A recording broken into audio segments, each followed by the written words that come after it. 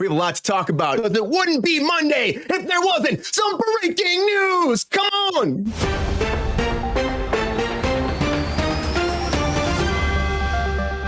All right, the very first thing that I want to talk about is Tyler Perry, because Tyler Perry just signed a multi-year contract with Netflix to start writing, directing, producing all these films for Netflix and TV shows. And the first couple things he's got already in the works, he's got one called 6888, a World War II period film about an only black cast, all-female battalion stationed overseas in a war effort. And he's already got Kerry Washington attached to this, and Oprah Winfrey's attached to this, a big ensemble cast. He's also got a legal drama coming up called Mea Culpa, which stars Kelly Rowland. And it's a criminal defense attorney who takes a case against an artist who may or may not have murdered his girlfriend. Now, everyone knows he probably has a deal with Amazon. He's been producing films with them since 2022, but he also has a deal with Paramount Plus for TV shows. This is all different. Those are not exclusive. This one works along with all that, in case you're wondering. And he's doing great, and he's excited about his new job with Netflix. Just like Martin Scorsese is so excited about his deal with Apple TV Plus because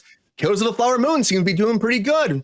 Well, I mean, for a show that's going to be really about streaming, because it made, it made 41 million or 44 million over the weekend, which, at a $200 million budget, it's not amazing, but it really isn't meant for theaters. It's meant really to, for awards season. They have to amp it up, get out there. They can go to theaters, then they can be nominated for Oscars. And that's really why they do this Apple TV Plus. But it's really going to be about when it actually comes out to the streaming service. But for them, it's a big win, because a lot of these right now aren't making a lot of money at theaters because, well, the actors can't promote it. And it's almost a 4-hour movie. So a lot of people aren't going to see this in theaters. But, with that kind of runtime, it's tough for people to go out and go see something like this. But I know he's excited because it's doing well in theaters. People are talking great things about him. But people still aren't talking great things about Danny Masterson, but that's just his world right now, which sucks. But Danny Masterson, the news came out about him, and he gave full custody to his wife for their 9-year-old daughter, because, he's going to jail for, 30 years probably, if not, maybe less if he gets out, if he gets out early, maybe. But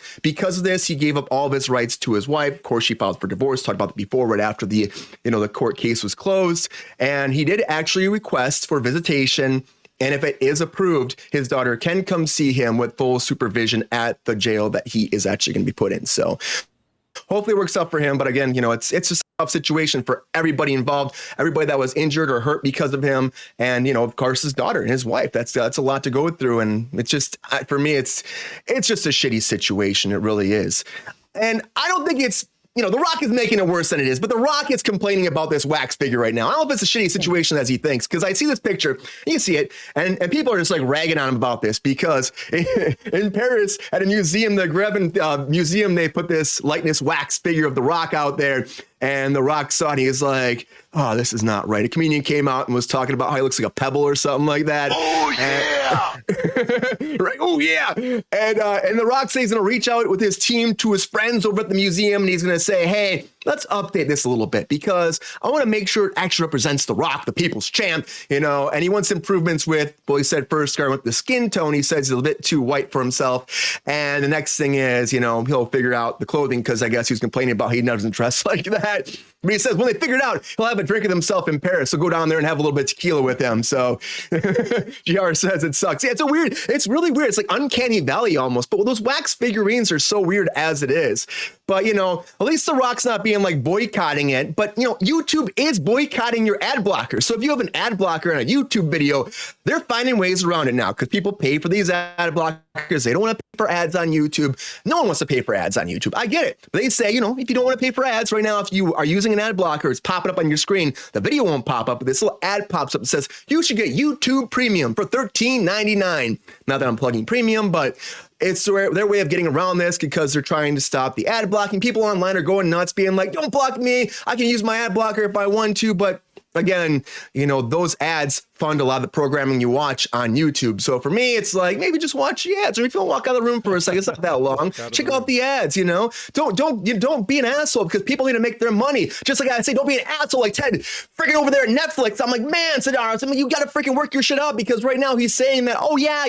The head of Netflix saying, we're going to get a deal soon. I'm an optimist. He said, I'm an optimist, man. I'm an internal optimist. And I've been on the table multiple times with these actors, and I believe we're going to get fair deals because, I mean, we're talking about helping folks out with housing, and we're talking about getting people back to work. And he says it's costing 3% of the national economy. It's also affecting 20% of California's economy because of these strikes. And he said, but you should know that we are incredibly, totally committed to getting a deal on ending this strike.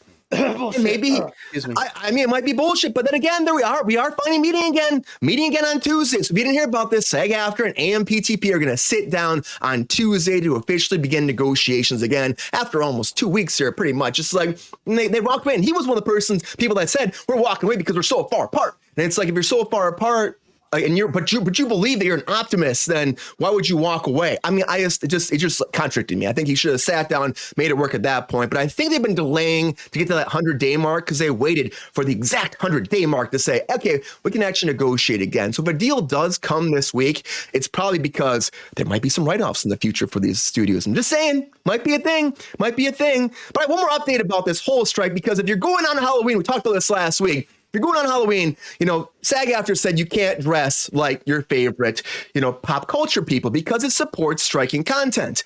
And okay, I get it. But it's also kind of insane. It's like people want to dress like Barbenheimer, probably. They want to dress like Barbie and Ken. They want to do all that.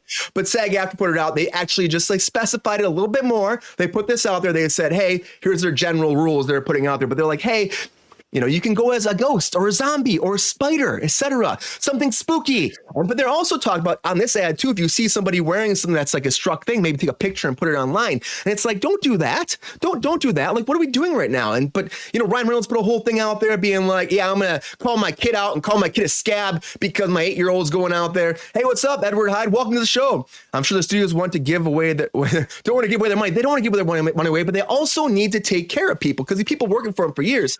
And of course, they're going to try to save a buck. Always. This is what it comes down to. It's a business. I always say show business. So they're going to find ways to save money.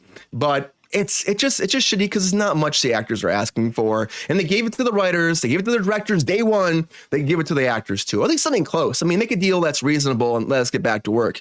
But, Halloween, I guess he can't dress like Barbenheimer. I don't know. It's a tough thing for a lot of people, but they said your kid can dress like Barbie. Your kids can dress like struck content. That's fine. But I'm betting if your kid's in SAG-AFTRA, they're probably going to tell them you can't dress like Barbenheimer. If they're child actors, probably not. But there's a lot of breaking news going down today.